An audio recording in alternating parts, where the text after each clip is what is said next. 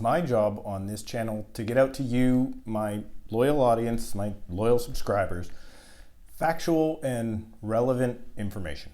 And it appears to me that in a recent video of mine, I maybe failed to do that. You see, in my criticisms of what I feel to be an overreaching, unneeded intervention into the free markets by our provincial government, well, it appears I may have overlooked or maybe even misinterpreted some of my sources. Specifically in one of my videos, which turns out may not be factual, about the BC NDP and their most recent changes to strata law in regards to rental restrictions and age restrictions. And in an effort to both keep you informed and keep my own credibility, I have to come out and say, I'm sorry. It's never my intention to mislead anyone here, and I want to make sure you have all the facts so you can make the best real estate decision for yourself. And unfortunately, the part I got wrong in that story is, well, I gave the government credit for actually doing their jobs. And yeah, well, in fact, it looks like they've done a way worse job than I had originally mentioned. So my mistake was really giving them too much credit. So go ahead and click that like button and let's get on with the video.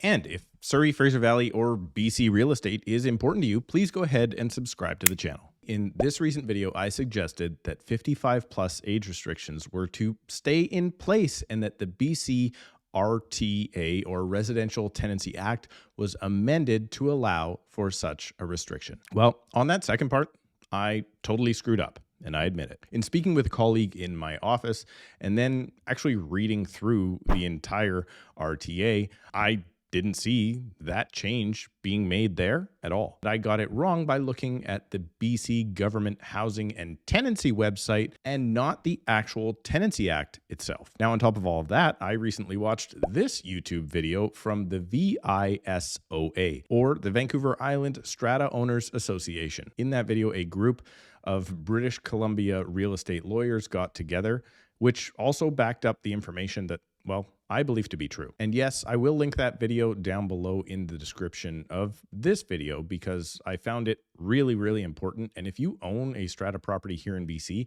you should probably watch the whole thing. But all of these changes were announced and put into law within 5 business days. So as we learn more, we also have to be open to the new interpretations of these laws. And well, my first interpretation was that, in fact, David and the NDP flat out lied to BC seniors. And that is because David Eby said these changes will have no effect on seniors-only housing. But it turns out that yes, indeed, they will, because yes, the age restriction bylaw can stay, but the rental restriction is no more. So that has the potential of opening up 55 plus complexes to be forced ownership of owner-occupiers of someone who is more than 55 years old. But then the tenants, if an owner decides to rent out that unit, could technically be of any age. Because most people don't know this, but the Residential Tenancy Act allows for no age discrimination at all. And another level of government, the BC Human Rights Tribunal, so again, not the Tenancy Act or the Strata Act, also explicitly prohibits rental age restrictions. Link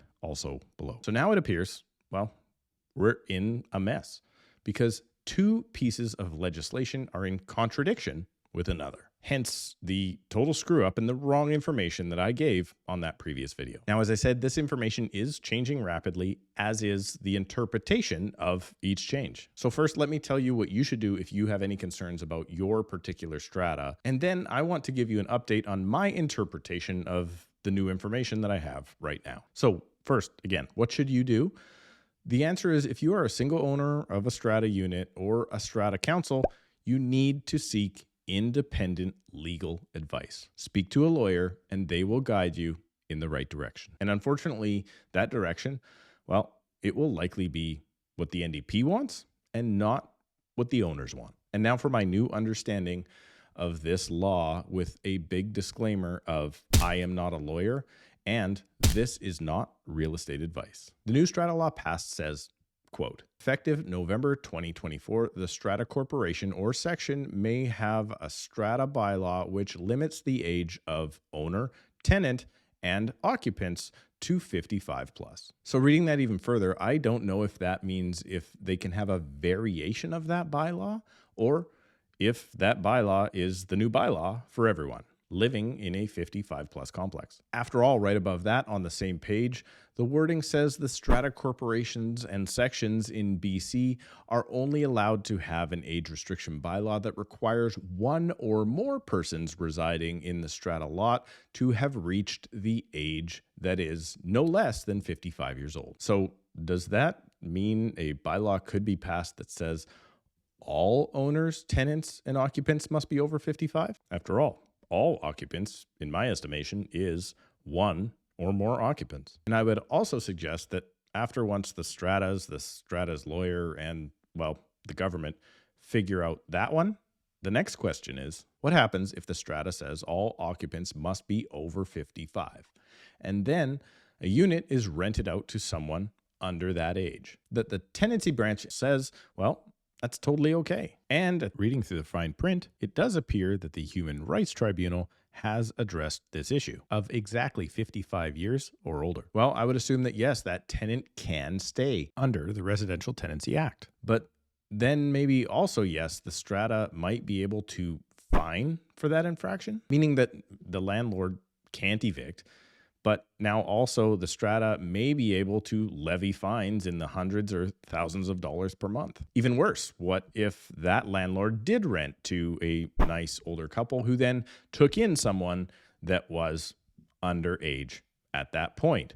Therefore, the landlord's not at fault. The strata will or could possibly start fining.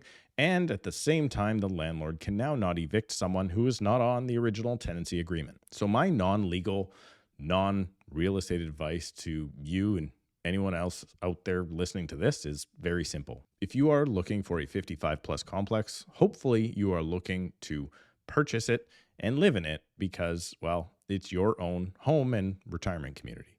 If you're looking to invest in a 55 plus complex, just don't. Because it would be terrible if, well, you rented out to some nice old lady thinking you were in compliance with all levels of government and the strata, and then later she moved in, I don't know, her grandson, and you start accruing weekly or monthly fines and have no recourse at all to evict. So honestly, if it's not for your primary residence and your retirement home residence, just stay clear of them. The reality is this is going to be a mess for years to come.